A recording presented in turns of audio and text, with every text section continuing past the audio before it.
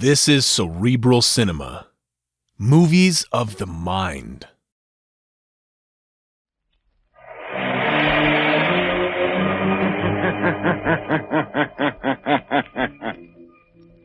Who knows what evil lurks in the hearts of men? The shadow knows.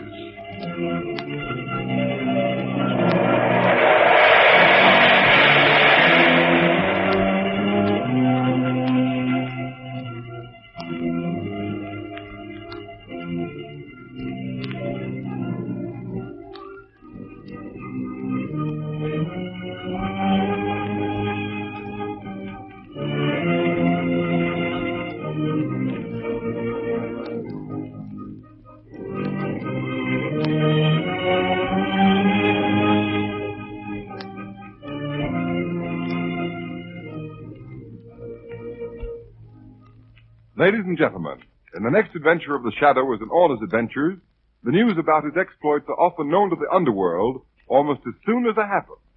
And I want to tell you that the news about the new Goodrich Silvertown tire is traveling like wildfire among motorists all over America.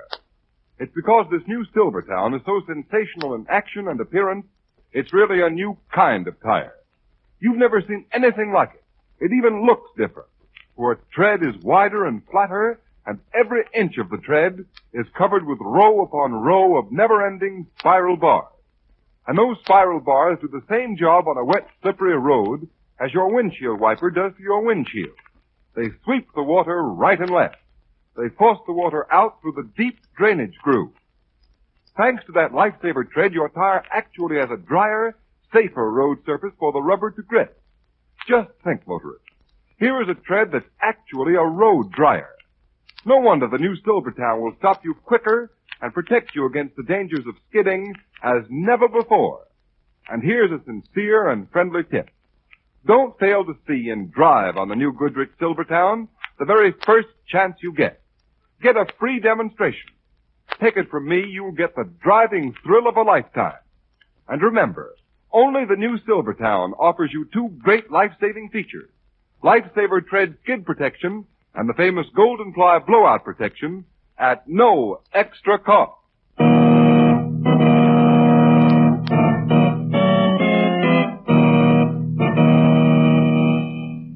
The Shadow, Lamont Cranston, a man of wealth, a student of science, and a master of other people's minds, devotes his life to righting wrongs, protecting the innocent, and punishing the guilty.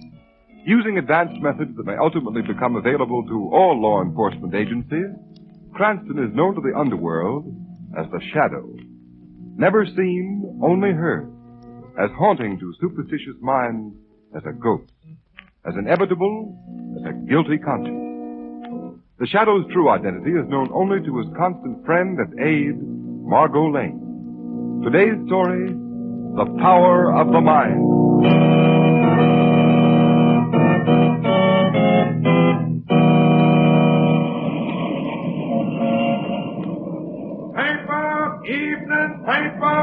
Paper, mister.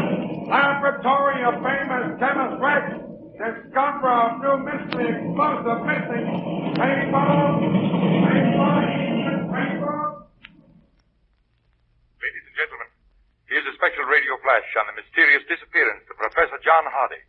He was last seen entering a black limousine and was accompanied by a heavy-set man wearing a Van Dyke beard and a tall, slender woman of foreign appearance. Secret Service agents are reported investigating the case due to the importance attached to the professor's reported discovery of a new type explosive, more powerful than any known to munition makers in any country in the world.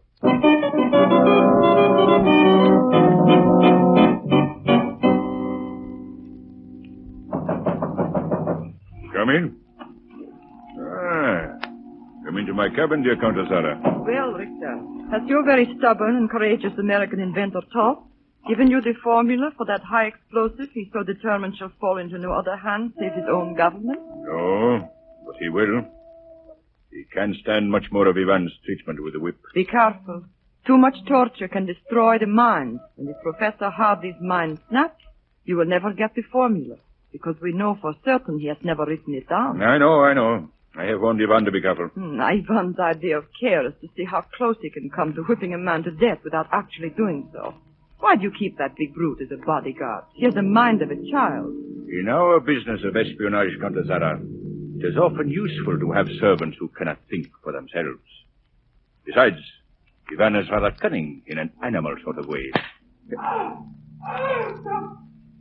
Listen. I can't stand anymore. I can't. Don't hit me again. Did you hear that? Success at last, my dear Countess. I think Professor Hardy is ready to give us the formula. No. Don't hit me. I'll tell you where I hid the gold. I found it, but I hid it. I found it at the end of the rainbow, and I hid it. I hid it, but I'll tell you. Richter, I warned you. His mind has snapped. Ivan, you fool! I told you to be careful. Give me that whip. I told you! I don't strike him hard. I don't. Oh, stop it. What good will it do you to beat Ivan? He doesn't even feel it. It's your fault. You should have watched him better. So you're telling me what to do, are you, Countess? It's about time someone did. You've certainly bungled this. Now how are you going to get the formula? The man's out of his mind. No amount of physical torture can make him tell us. Take him back down to the hold of the ship, Ivan. I obey. Come, Professor. Come with me. It's at the end of the rainbow, the gold.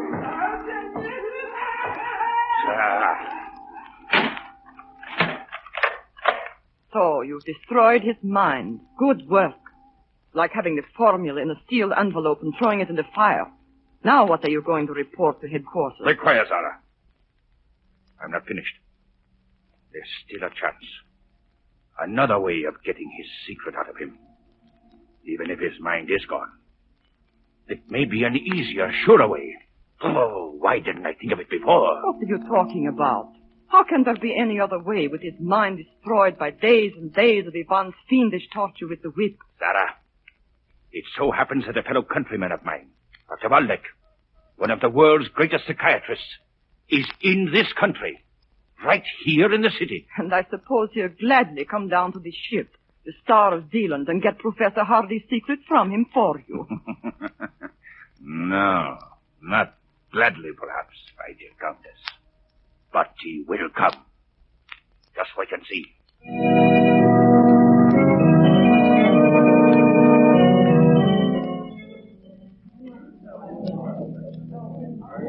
I enjoyed your lecture very much, Dr. Waldeck. Our club has been honored tonight. Thank you, Mr. Cranston. You are a scientist interested in psychiatry? Well, in a way, Dr. Waldeck, I'm really only an amateur criminologist. So, then perhaps you could tell me something of this remarkable man I've heard so much about. Even before I made this trip to America, a man called the Shadow. The Shadow? I'm afraid not, Doctor. No one knows very much about him. What have you heard? Oh, a great deal. I understand he is a master of mass hypnosis, of mental suggestion. He has you criminals and police quite baffled by his ability to appear in a room crowded as, let us say, this club of yours, and yet remain unseen. You seem to have no doubt of the Shadow's existence, his powers, Doctor. Oh, none whatever, Mr. Cranston. In fact, I should like to meet this Shadow. But then I suppose I should have to commit some crime in order to do so, and I wouldn't care to carry my scientific research quite that far. I think the Shadow would enjoy meeting you, Doctor. You have much in common. I think he would be profoundly interested in your work in psychic research, particularly in the field of mental telepathy. You know, it might be interesting if you and the Shadow could make a test of thought transmission with a purely mental telepathic method. It would indeed. This Shadow, from what I hear, he has little time for theory. He deals mainly in the harsh realities of criminal investigation. Yes, but the two pursuits are not as far removed from each other as some persons seem to think. Message for Dr. Waldeck. Dr. Waldeck. Right here, John. A message for you, Doctor. Here you are, Doctor. The gentleman and the lady are waiting outside in their car. Oh, thank you. Well, that's unusual. Most unusual. Is there any answer, Doctor? Answer? Yes. Say to the Countess I will come immediately. All right. I will do what I can. You will excuse me, Mr. Cranston. A countrywoman of mine is in need of help, and I must go at once. Perhaps we will meet again. Well, goodbye.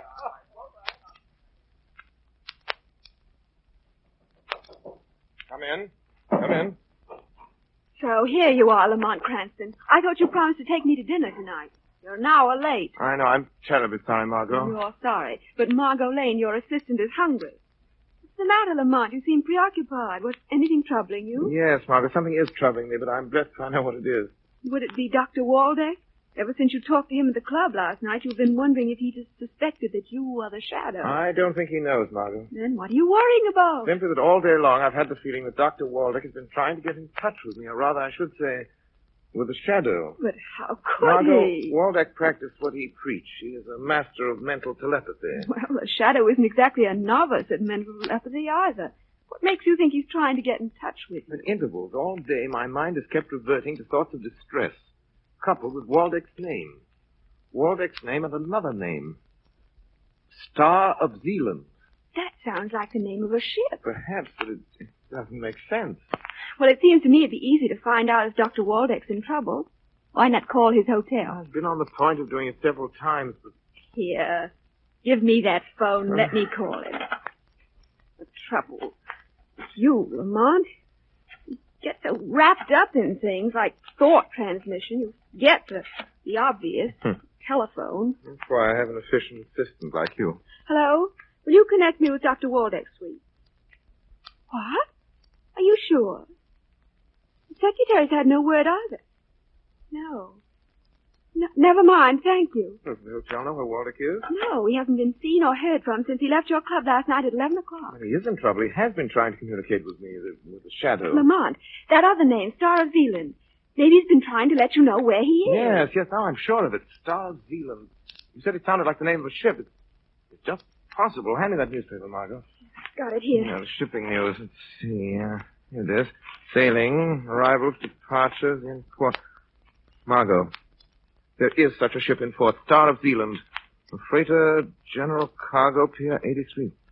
Margaret, your car outside? Yes. Want me to drive you down to the dock? Yes, come on. There isn't a minute to lose. That ship is scheduled to sail at 6 o'clock tomorrow morning. And you think Dr. Waldeck is on board? Yes, and I'm just as certain he's in trouble and needs help. Help from the shadow.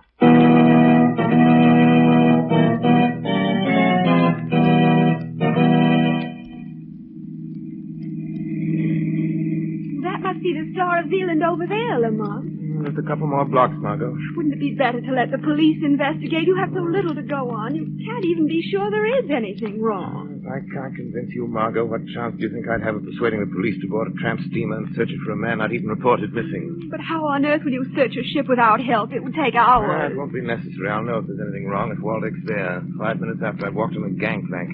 As I'm going aboard as the shadow. We're nearly there. Slow down. Stop by the next pier. Right. I don't think you'd better wait, Margot. This is a tough section and it's late. All the more reason for my waiting. Don't worry about me, Lamont. I'll lock the car doors. And another thing, if you're not back in 15 minutes... No, Margot, I may need more time, but keep the shortwave radio tuned in on our usual band. If you don't hear from me in half an hour, then go ahead and notify the police. All right, half an hour, but not a minute longer. I wish I knew what you were walking into, Lamont. I don't like this mental telepathy blind man's buff. Neither do I, Margot, but during the ride down here, I've had a stronger feeling than I did at first that Dr. Waldeck is in desperate need of help. Stay in the car, Margot. Lock the doors and sit tight until I come back. Will you hear from the shadow?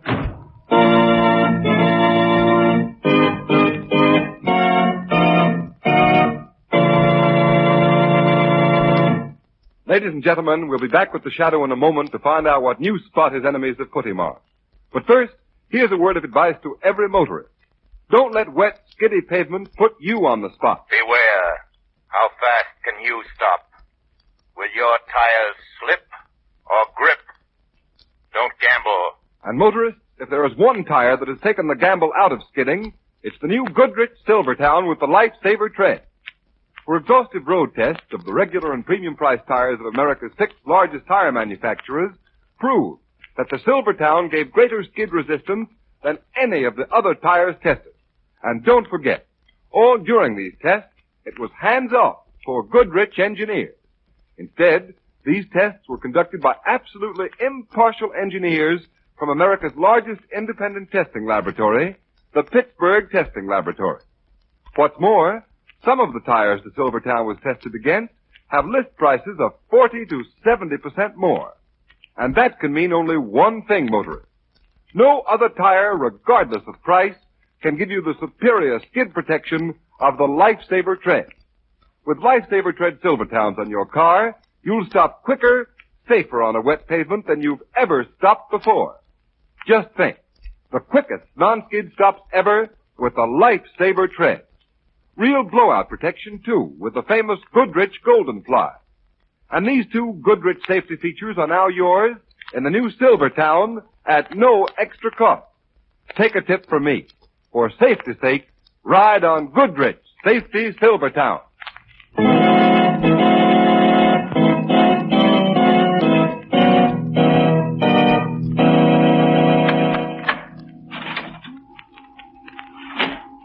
Well, my good Dr. Waldeck, what success have you had with our stubborn mental patient, eh? None, Victor. Come now, Doctor. You've been here on the Star of Zealand since last night? Not by my choice. I admit that. But surely you, one of the world's greatest psychiatrists, are not going to allow a deranged mind to stand between you and your chance of leaving this ship alive. It is impossible, I tell you.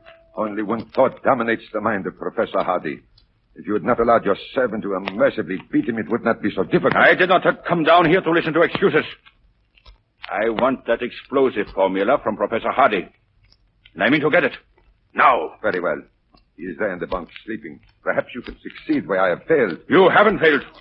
You haven't tried to penetrate his subconscious mind. But you're going to try. Evan, come here. Bring your whip. The whip failed you once, Victor. It will fail you again. You brought me here against my will.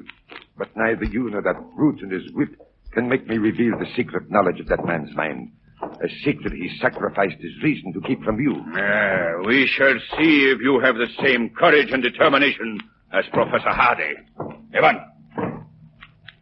I am ready. Very well, Dr. Waldeck.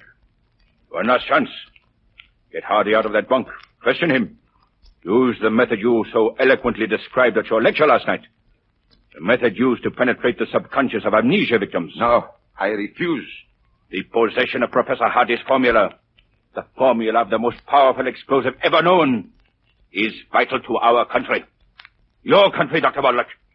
If you refuse, you are an enemy of your people. I am a man of science. My nationality was an accident of birth. You are a traitor. In your eyes, perhaps. Just as in mine, you are a common thief. Hold your tongue. They cheat. Do as you're told. And they coward. Evan, the whip. We'll see who is a coward. Yes. Mr. Richter, you didn't touch him. What's the matter with you? Why did you throw the whip away? Something touched me. Knocked the whip from my hand. You're crazy. You dropped it. Get it. No, I swear. Something knocked it from my hand. Pick up that whip, I say. Pick it up. But, Mr. Richter, the whip, it moves. It moves like a living thing. Like a snake. Oh, that is it, Dr. Waldeck? Trying to save yourself by fogging Ivan's mind. Making him see by hypnotic trance. Whips move like snakes, sir. Well, I'll show you. I can use a whip, too. Stay where you are, Doctor. Or do you think you can stop me pulling the trigger of this gun? Your servant is not imagining things, Victor. He is not seeing things which have not happened. He is not hypnotized. Something knocked the whip from my hand. I swear. Did you hear that? Laughter. Like the laughter of Satan. There's someone here. You fool. You heard it too, you heard it. Yes, your master heard it. The shadow. You heard my appeal. You have come. The shadow. Then it is possible. Telepathic communication between two minds, far removed, without mutual concentration of thought. Yes, Dr. Waldeck, a theory is being proved, but a fact remains. Is this another of your psychic tricks, Doctor? Richter, surely your activities in espionage have brought you in contact with those who have warned you against the shadow. The shadow? So you are the shadow? Waldeck got word to you, did he? Yes, but in a manner beyond your comprehension. Hey, man, get out quick. Close the iron door. Don't open it again until I order it. Yes, I obey. Your gun is trembling, Richter. Dr. Waldeck was right. You are a coward. At least I don't hide in shadows. So, you've come to save Dr. Waldeck, eh? I came here in answer to his call for help, but now that I'm here... Now that you're here, Shadow, you will remain. You have walked into a trap. A trap that will hold you until I am ready to deal with you in my own way. You and Waldeck and Professor Hardy there. You, Shadow, may even be useful in the event that the good doctor fails me. Hello? Hello? Captain, Richter speaking. Yes, sir. Order your crew to the post. Cut off. We sail at once. But it is not 6 o'clock, sir. Obey my orders. We sail at once. Yes, sir. As you command. Ivan, open the door. Don't waste your time in trying to get out of this hole here. Even you cannot walk through steel doors, Shadow. In a few hours, we will be at sea, and you'll be beyond help. As for you, Dr. Waldeck, I advise you to enlist the aid of the Shadow in securing Professor Hardy's secret, if you value your life.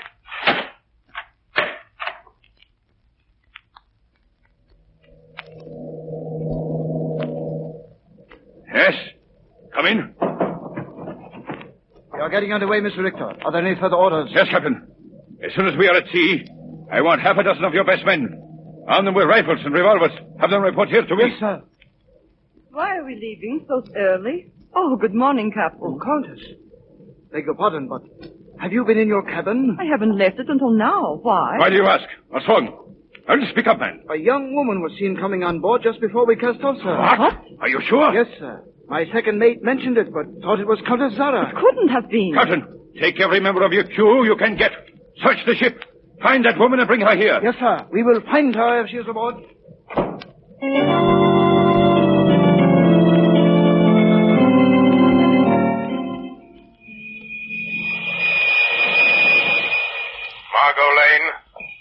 Margot Lane. Notify police and Coast Guard. Notify police and Coast Guard. Professor John Hardy and Dr. Waldeck, prisoners in hold of Star of Zealand. Aboard Star of Zealand, proceeding to sea. Proceeding to sea. Repeat message. Margot Lane. Repeat message. Margot, repeat. Why don't you answer? Why don't you answer? Was that you talking, Shadow? Yes. I was calling my assistant for help on my portable radio, but something's wrong. I can't get an answer. I am profoundly sorry for the situation in which we find ourselves. Had I been able to communicate to you the exact nature of my difficulties, you would have been prepared. I am prepared, Doctor. This ship will never pass beyond the 3-mile limit. It will be stopped and searched. But how? I'm going to use this radio again. Star of Zealand calling the Coast Guard. Star of Zealand calling the Coast Guard. Go ahead, Star of Zealand. Go ahead. Professor John Hardy, missing scientist, wanted by the Secret Service, prisoner aspiring aboard Star of Zealand. Proceeding down bay, stop and search. Stop and search, prepared for armed resistance. That is all. Okay, Star of Zealand. A Coast Guard cutter will investigate immediately. You are indeed prepared, Shadow. But do not underestimate the cunning of Richter. At the first sign of danger, he will attempt to dispose of Professor Hardy and myself and you. We must be prepared for that. Professor Hardy's mind completely gone? No. For the past 24 hours, I have been treating him. Have induced hypnotic sleep. He should be nearly rational now. Then awaken him. No time to lose. Very well. Professor Hardy. Come, Professor Hardy. It is time to waken. It is time to waken, Professor Hardy. Margot, how did you leave the car? Aboard the ship. I called you, but received no reply. When the ship sailed ahead of schedule, I was sure something gone wrong. Someone must have seen me coming aboard. They're searching the ship. You're a godsend, Margot, but you mustn't be found on the ship. A Coast Guard cutter's on the way. You've got to get off before they arrive. Don't worry about me. We're passing down the channel. It's only a couple of 100 yards to shore. Oh, why, Dr. Waldeck is here. He was aboard. But who's that other man? Professor John Hardy. But quick, Margot, get off the ship. You've done more than enough just opening the steel door. All right, Shadow. Don't worry, I can swim 10 times that distance. There's a cargo door open on the port side. Dive far out, Margot. And Margot, be careful of the suction of the propellers. Good luck. Come, Professor Hardy. Come, Professor Hardy. Thank you. Thank you, Doctor. But, what has happened? Where is this Richter? We are still on the ship, but help is coming. He is very weak, Shadow. Shadow, the door, it is open, but how? Don't stop until you find the door. All right, you must come with me. The door, it is open. They have escaped. Doctor, get back behind the door, out of sight. Hey, that girl, she opened it. But they can't get off the ship. They can't be far from here. Maybe they hide. Maybe. Ivan, you fool! Why did you close that door? Well, I did not touch it. Now, Richter, it's you who have walked into a trap. So, you didn't have time to get away, Shadow. Mr. Richter, the doctor, the professor, they are here. Yes, so. You like to have what you Americans call the showdown. Very well, you shall have it. After I communicate with my captain. Captain! Captain! Yes, sir. Quick! Your men who are searching the ship, send them to this hold at once. Immediately, sir. Now, Shadow, we shall deal with you. Ivan, watch the good doctor and the professor. Their turn will come when we have finished with this Shadow once and for all. You are too late, Richter. Listen. Yeah. So, the river police. Well, let them come. Before they can board us, there will be no trace of any of you. Perhaps your captain is not so sure. He's calling you over the speaking tube. Hello. Coast Guard cutter off our port bow, sir. She is ready not to hold for search. Order full speed ahead and get your men down here. But Quick. we are not beyond the 3-mile limit. Carry out my orders. Full speed ahead. Yes, sir. Desperate measures, but they will fail, Richter. They will fail. That was a blank, a warning. Your captain is being sensible. He stopped the engine. Let them come. Let them search the ship. They'll find nothing. Nothing. Because I'm going to shoot you. They'll never think to look for bodies in the ballast tanks. My gun! No, Richter. You're not going to add murder to your list of crimes. Ivan, quick! I've got hold of the Shadow here. Take my gun. It's on the floor. The Shadow's here between me and the wall. Shoot him. No. Oh, there is nothing there.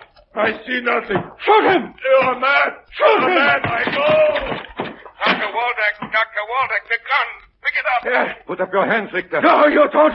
You'll never turn me over to the police. Sorry, I had to hit Richter so hard, Dr. Waldeck. The Coast Guard won't meet much resistance when they arrest him. You're a witness to what has happened here. Listen, Doctor. I'm finding the Star of Zealand. We are coming aboard. The Coast Guard. Yes, they are coming aboard. You are safe now, Dr. Waldeck. Your faith in the power of the mind saved you and Professor Hardy, helped him keep his secret. Perhaps at some future time, under more favorable circumstances, we shall meet again.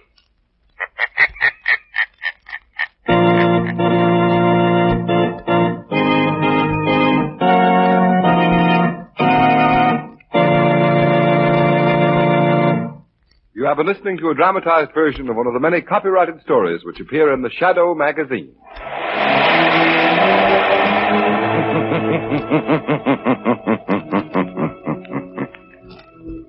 The weed of crime bears bitter fruit. Crime does not pay. The Shadow knows.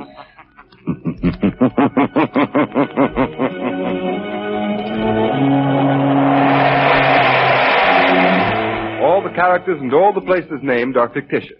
Any similarity to persons living or dead is purely coincidental.